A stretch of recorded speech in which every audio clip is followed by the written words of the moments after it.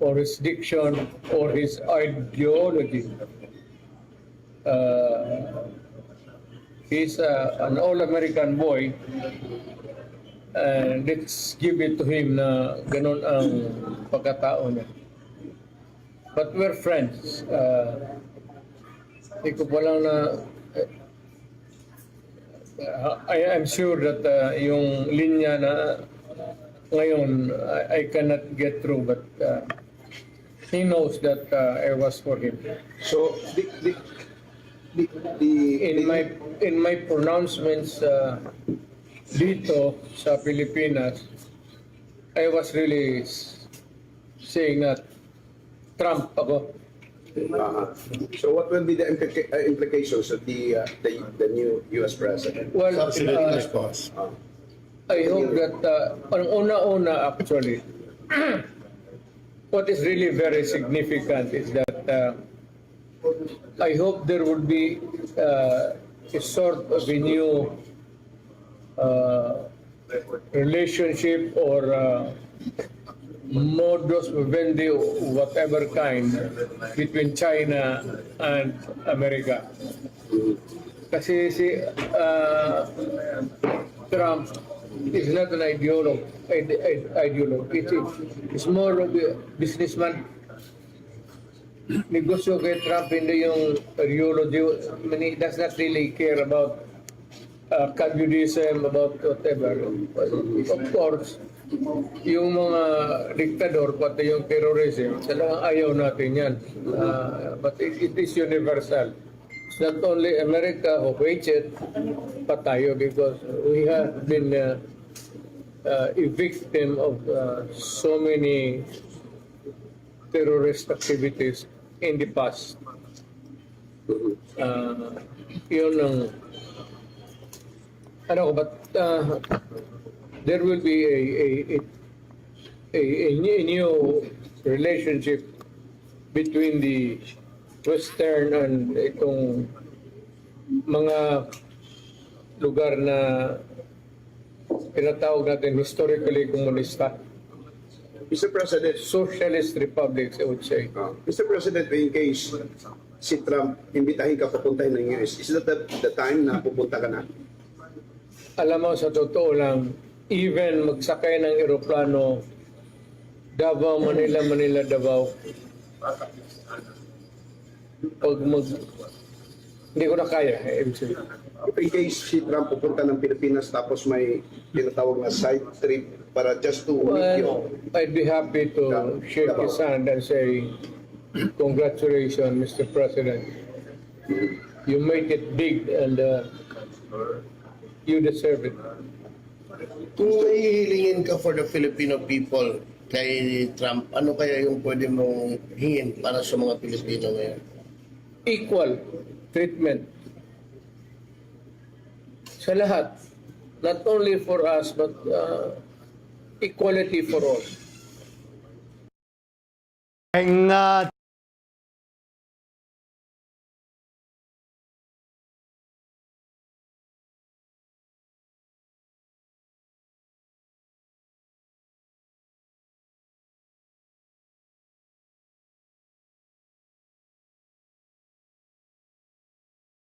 America because of our historical ties. Okay. Noon dito, early on in the 1800 or was it started in the late 70s, tapos 1800. Pumunta sila dito. And the only sound note there was that they came to conquer us.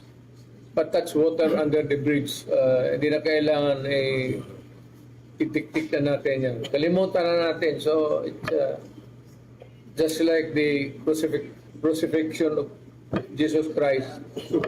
Tapos na yan. Yung mga EDCA side na mga military bases dito, pwede ba yan magbago sa panahon ni Trump ngayon? Pwede ba niyang i-retract yan, i-recall yung mga... I would not force the issue with Trump. Kung ako, magkasa ako na.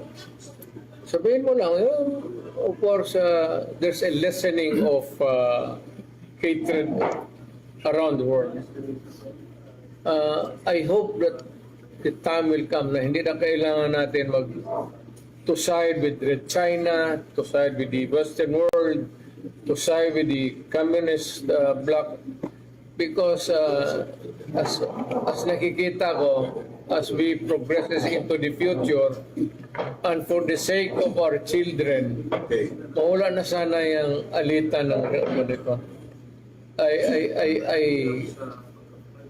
I really hope, not only hope, I pray, na the next generation, pati yung mga apo natin, would live a very extraordinary, peaceful existence in this planet. Mr. President, parang galit yata ang Quadcom na hindi mo daw sinipot ang hearing. Inimbitahan ka ba nila sa hearing? Bakit sila galitan doon man ako? Pero yung Sa Congress. Sa Quadcom. Sa Quadcom. Not sa Senate. House of the Sa Quadcom Representative. Hindi sa Senate, sa Quadcom. na. Mga congressman. Kasi inimbitahan ka daw, pero Attorney Delgra.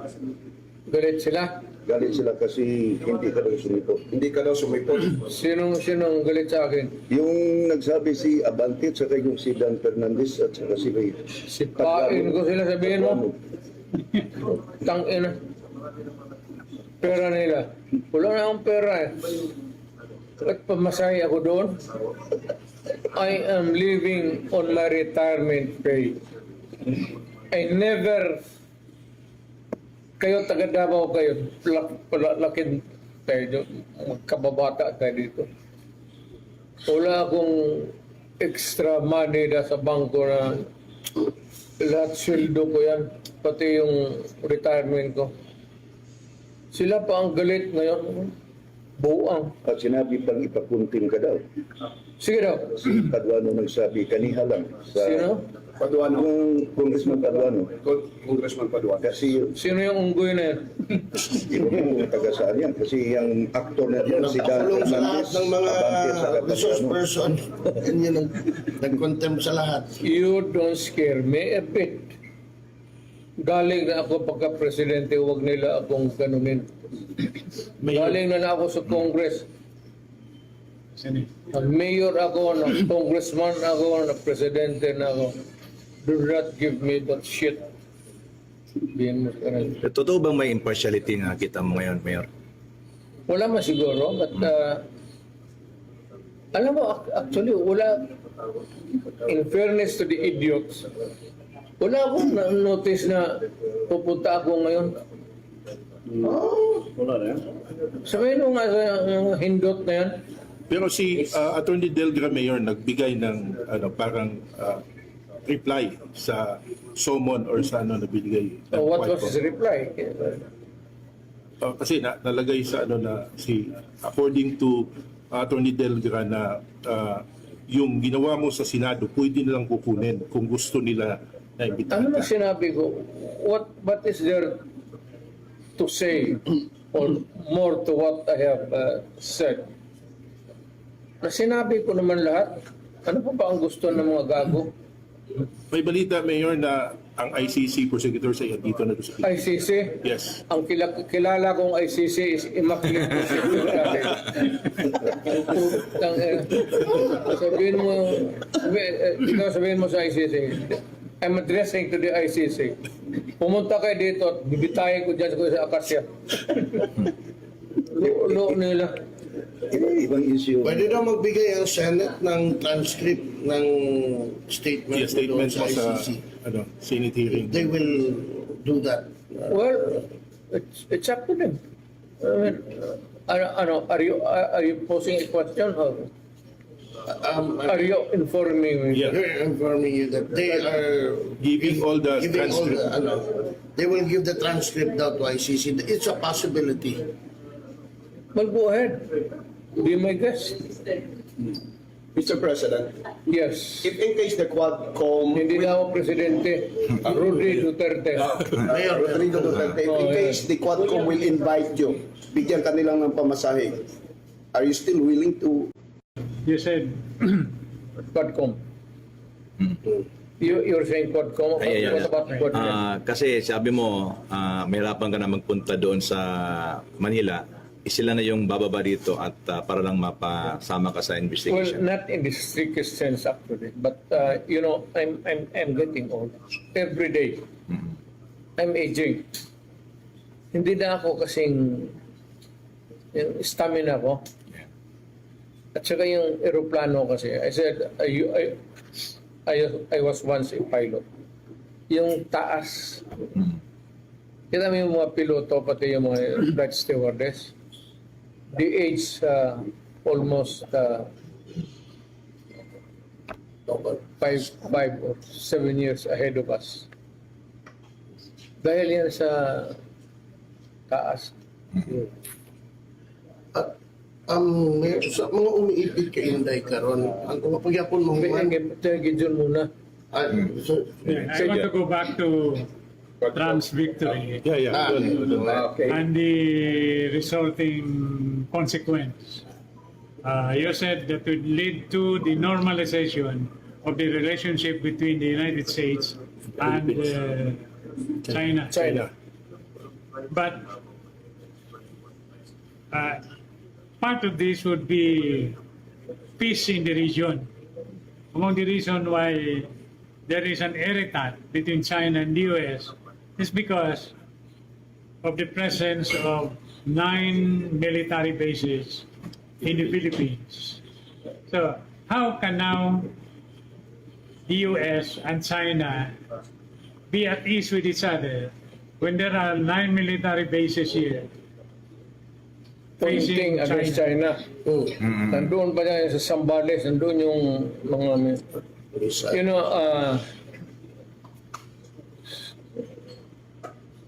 know, malayo pa kasi ang but it would be good as any other time for the Philippines to ponder na it is not to the best of our interest as it was then, as it is now. Sabi na noon ng mga, sabi nila mga activista, leftists, but they were not. They were just Filipinos. Pati ako, bakit ako why would I host a military base of a foreign country? Lalo na yung Amerika na Hachi!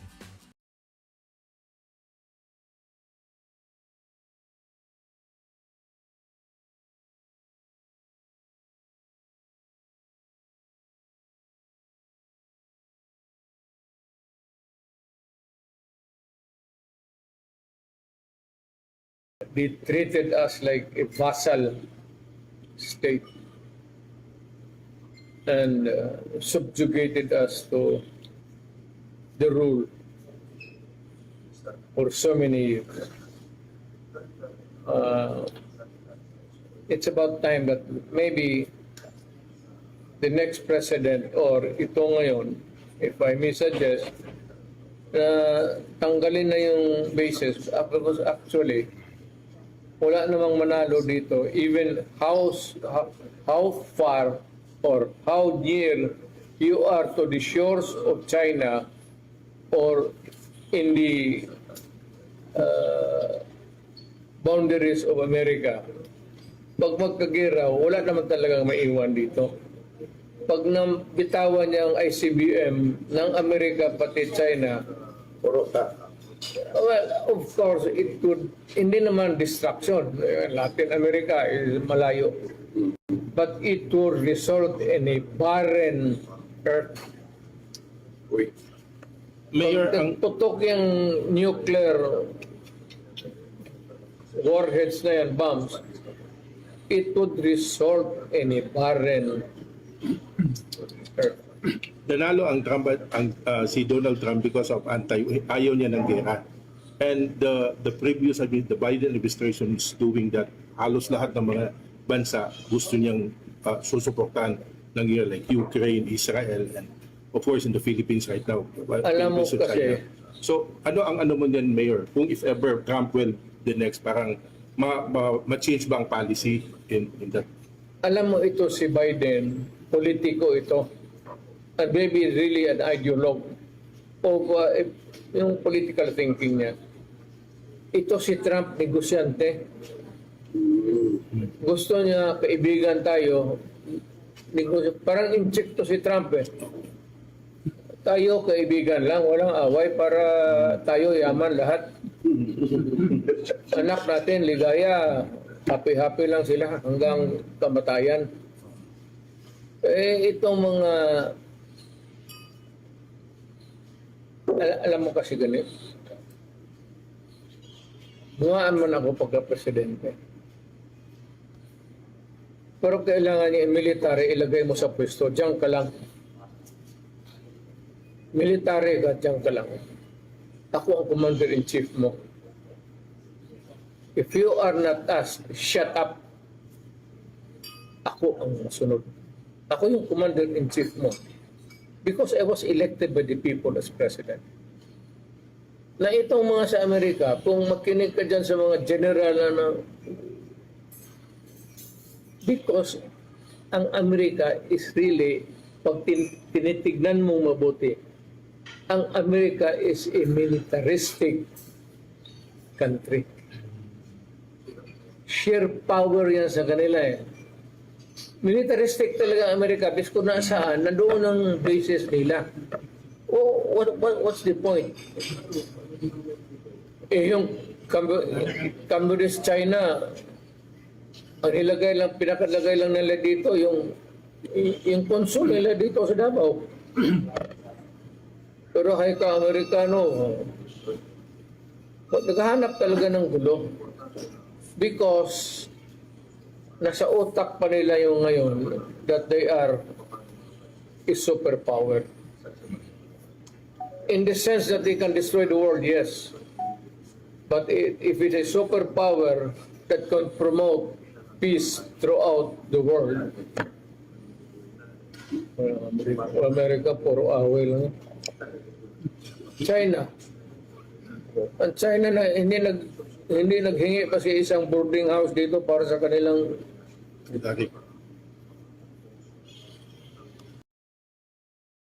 Kaya晒啲心。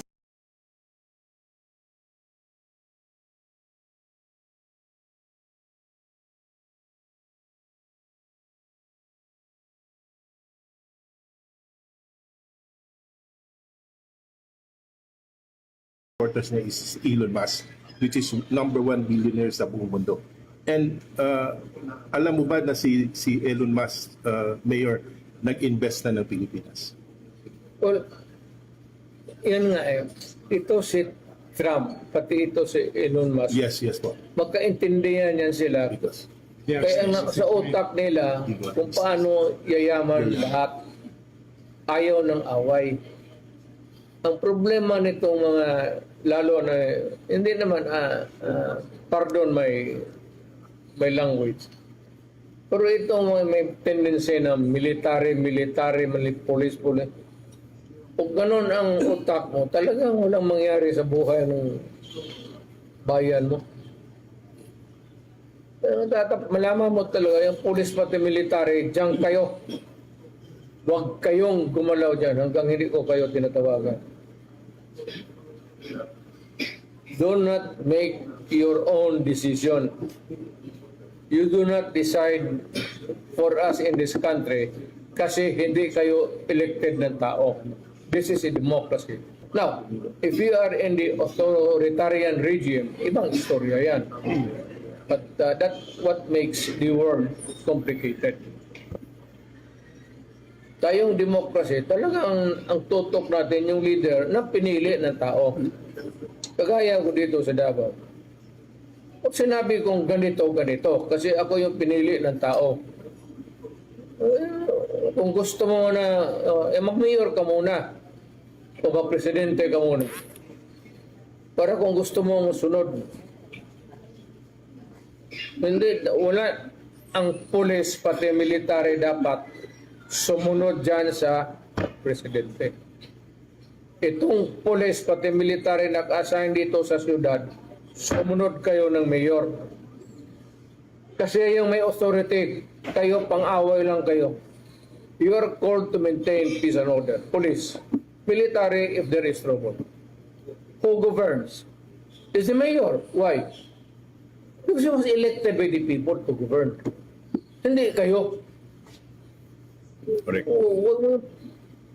Huwag mo palakihin yung ulo mo na basta ikaw, may baril ka, military ka, shit. Pulis ka na. Kaya ayaw ko yung dito sa Davao nung na mayor na ako. Talagang istrikto ako dyan sa itong mga pulis na ito. Putang ina. Barilin ko kapag... Speaking of police mayor, kaya may mga pulis sa tabi, tahimik. May namatay. pero sabi ni Marbil, narinig niyo sabi ni Marbil?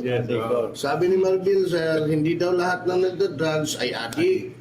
He was justifying ng iba naman is good, parang because of economy, para maging productive, kaya gaya ng Hindi. mga driver, Sabihin mo ito kay Marvin. Ano bang para di katulog. Ano bang addict ang gusto niyang sabihin? Addict sa droga, Adik sa lahat. addict sa babae, Uy, adik sa laki.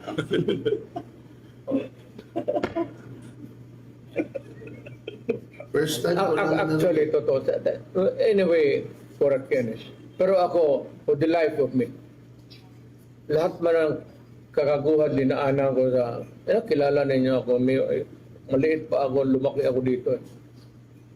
Alam ninyo yan.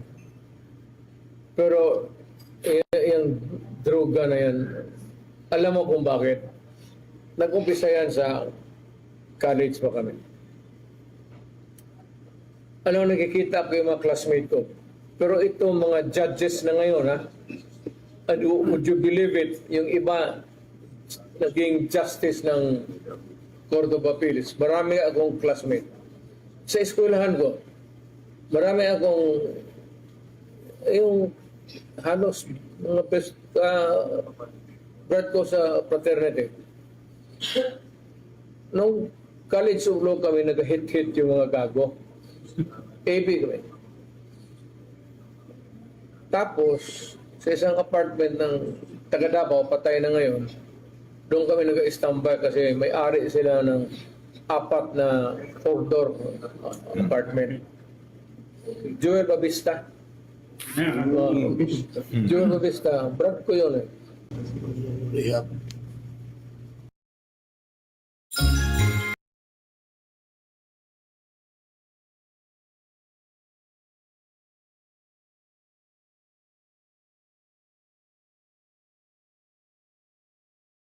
Ng apartment, yung kanyang apartment malaki kasi siya may-ari na. Mag-hit-hit yung mga brad ko, pati siya. Sige, tapos nagtatawanan sila sa sarili nila. Wala namang natatawa. Wala namang katawanan. Sabi ko, ito mga buang na ito. Ano makain ito? Di sila tawa. Basta sige. Sabi ko, no, AB pa kami. AB pa.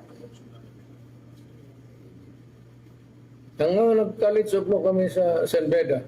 Noon, sige, hit eh. Kaya yung grado nila, bakit, pumasa kami lahat. Alam mo, 16 lang kaming naiwan eh. We started sa 3 sections. Siguro baka sa katudruga rin ng mga gago. We ended up only 1 section. Mga 16 lang kami sa klase. Bright kami. O sa bagay, pumasa kami lahat. Tatlong pumasok sa top 10. Okay. Kami hindi masyado, ako sa Liga, hindi ako nagdudruga. Diyan sa Ligarda, may bridge diyan. Sentro Escolar, San Beda. Mag-aral kami doon sa library, magtinginan kami.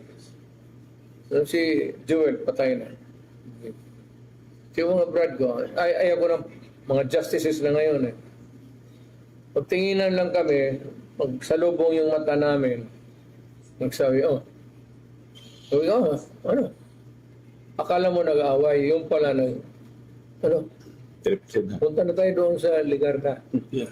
So, nahinto yung putang ina, gago talaga. Mga huwis na yung buang yun. Punta na kami doon sa kanto ng Ligarda, sige na inom. Kaya, pagpasok sa klase, lango na lahat. Nahalata ng professor namin, mga bata yung professor namin sa San Beda, first and second, mga taga San Beda rin na mga top notch sila. Yung third and fourth year, yun yung matatanda. Kaya alam nila na nakainom na kami kasi sila rin siguro mga ulol. Ganun ang ginawa nila nung nauna sa amin. Kaya dating sa Castro, pagka yung pag-umpisa 4:30 to 5:30. Yung 5:30 to 6, hanggang ano yun. Yung langaw, nagalimutan na doon sa bunganga. Pero ang sa Rodrigo, Mabait lang talaga ang pare. pero ang sa Rodrigo, patay mali lang. Oo. Mabait akong... Mayor, let's go back to the question of Sir JL, yung kay Trump. Do you think the US President si Trump pupunta ng China or vice versa? And how would you put into the picture now after the election? Maging maganda na ba ang relasyon ng China and you'll be happy with the Chinese president? Maging happy kaya si Alam mo, sabi ko hindi ideologue si Trump negosyante. Hindi kagaya ng, ang pinakadelikado kasi ang retired general tapos maging presidente. Eisenhower, gano'n po. Delikado ang... Hindi ko man sinasabi na huwag tayong mag-elect dito ng... Meron ng mababait na military pero delikado talaga yung hindi I'm not trying to belittle their pero yung mindset nila galing military academy dito sa atin PMA tapos ma-assign gera dito gera doon walang masyadong I don't know but pero sa lahat naman ng mga ex-military naging mga leaders natin pero maswerte tayo because the greatest influence kasi ng tao dito sa atin. Alam mo ano? Yung una, yung Diyos pati edukasyon. At karamihan sa atin, ako, from Ateneo, na-expelled ako ng Ateneo. So, pumunta ako ng UM muna kasi yan ang pinakamalapit. In-expel pa rin ako ng principal. Kaya hinatid. Napunta ako ng Digos. Doon ako sa Holy Cross of Digos. Brothers of the Sacred Heart. Pero paski nakaano, yung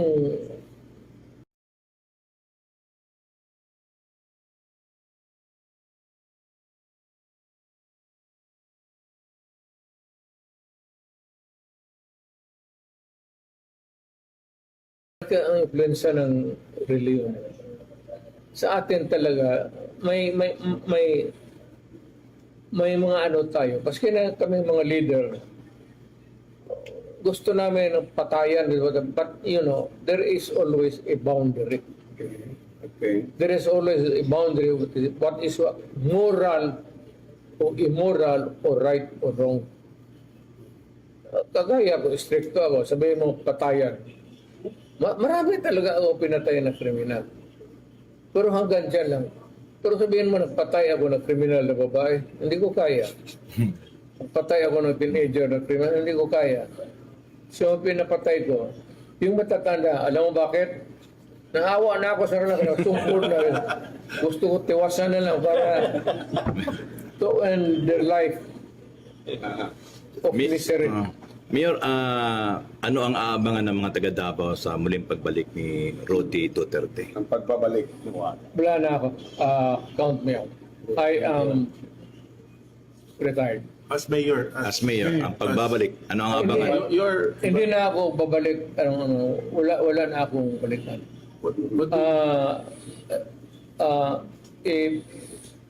Bigay ko na sa next generation. Kanila ng panahon to nila Pulong, nila Inday. Hindi na ako makialam sa panahon na ito. Hindi ko na panahon. It's no longer my time. Sabi nga noon, there is always a time, Ecclesiastes 3, a time for everything. Mayor, but you are running A right now. time to be young and a time to be old, a time to be active and a time to retire. I am retired. I am just waiting for my kamatayan ko. Ayos, oy. Para gusto ko, itabi na lang ako doon sa nanay, pati tatay ko dyan sa cemetery kasi mainggit ako sa kanila. Paghinga na sila eh. Hindi pa, because you run for mayor. Ay, hindi na, wala na. Ayaw na. Whatever the political fortunes of my children, kanilang Ibig sabihin, tumakbo ka man ngayon na mayor. ayaw ko na. Kasi huwag mo akong pilitin. Pag naubos na patay ko yung mga hold-upper, kayo nga mga hanapin ko. May magiging masaya dyan sa Mayor, sa pahayag mo ngayon. Oh, na ayaw mo na. Ayaw ko na talaga. Whoever, alam mo, leave it to God. Hindi kailangan Duterte ang mayor. It could not be that way. Kasi ang buhay palad-palad.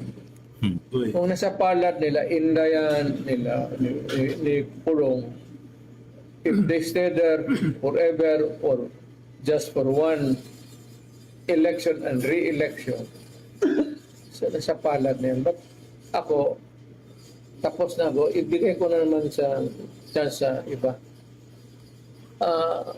Wala na akong mahingi sa Diyos. We came here in 1950. Migrants lang kami dito. Talagang mahirap kami. Kasi alam mo bakit? Alam mo ang sikreto ng immigrant story sa Davao. And in Mindanao.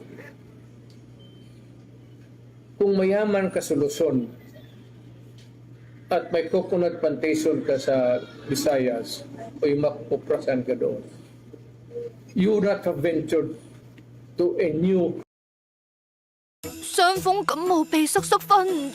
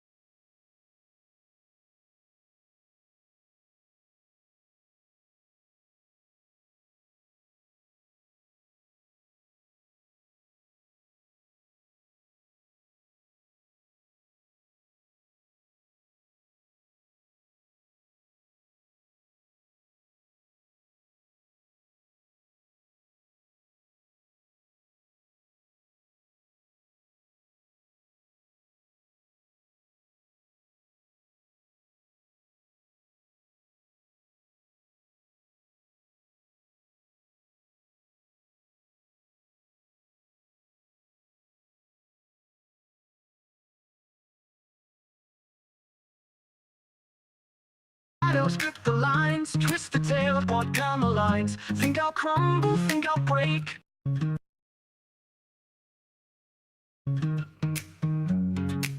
Together in shadows, strip the lines, twist the tail of what come lines. Think I'll crumble, think I'll break, but I face storms you couldn't take. Friends turn judges' backs in shame, trading honor for power's name. I see the snare, I feel the chains, but my pulse beats steady, untouched by your gaze. You don't scare me a bit. No, you don't own my soul. All your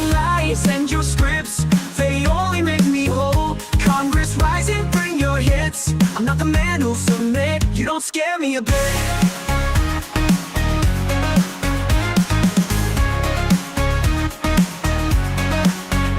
Every witness a puppet, each word rehearsed, but truth got a way of coming up first. You think your show will cut me down, but fear's a price I won't lay down. Quadcom's got the jury primed, but I'm not a man who'll fall in line. I hear the threats, I see the jest, but your spotlight hasn't dimmed me yet. You don't scare me a bit, no, you don't own my soul. All your lies and your scripts, they only make me whole. Congress, rise and bring your hits, I'm not the man who'll submit. You don't scare me a bit. Every witness a puppet, each word rehearsed, but truth got a way of coming up first. You think your show will cut me down, but fear's a price I won't lay down. Quadcom's got the jury primed, but I'm not a man who'll fall in line. I hear the threats, I see the jest, but your spotlight hasn't dimmed me yet. Yeah, you don't scare me a bit, no, you don't own my soul. All your lies and your scripts, they only make me whole. Congress, rise and bring your hits, I'm not the man who'll submit. You don't scare me a bit. Bring the chains, call the court, line up your jury of fools. Quadcom subpoena their twisted rules. I'll stand tall with fire in my eyes, defying your cage, cutting through lies. You think you're giants in your thrones of stone, but I'll fight each one down alone. You don't scare me a bit, no, you don't own my soul. All your lies and your scripts, they only make me whole. Congress, rise and bring your hits, I'm not the man who'll submit. You don't scare me a bit. So bring your storms, let the rain fall down. I'll keep my word, I'll wear my crown. The thunder's roar and betrayal spit. Just remember, you don't scare me a bit.